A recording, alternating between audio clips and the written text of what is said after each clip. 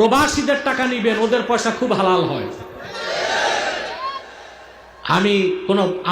আমি তো কোথাও খাওয়া দাওয়া করি না, একেবারে খাস ভক্ত মুরিদ হলেও খাই না, কিন্তু যদি শুনি কোন ভক্ত মুরিদের টাকা বিদেশের কামাই করা, ওইটা আমি খাই।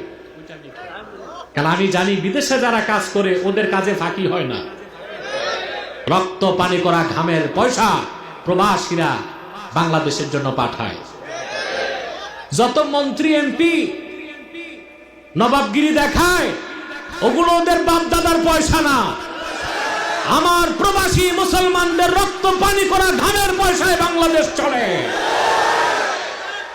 কিন্তু বাংলাদেশে আসলে ঢাকা এয়ারপোর্টে ওদের সাথে যে আচরণ হয়, ফকির মিসকিনের সাথে এইরকম আচরণ মানুষ করে না। ওরা বিদেশ থেকে বুক ভরা আশা নিয়ে আসে 10 বছর পর দেশে ঢুকবে, কিন্তু আমার দেশের কাস্টম অফিসারের ব্যবহার, ট্রলিম্যানের ব্যবহার, পুলিশের ব্যবহার, কার পার্কিং এর ড্রাইভারের ব্যবহারে ওদের মনটা বিষিয়ে যায়, সমস্ত আনন্দ তাদের নিরানন্দে পরিণত হয়ে যায়। আগে তো প্রবাস মন্ত্রণালয়ের দায়িত্বে ছিল ছোটটা, এখন যারা আছে এরাও যে খুব আবার সাধু দরবেশ তা না। তবে আমরা আশা করি আগের চেয়ে প্রবাস মন্ত্রণালয়ের মধ্যে পরিবর্তন আসা উচিত।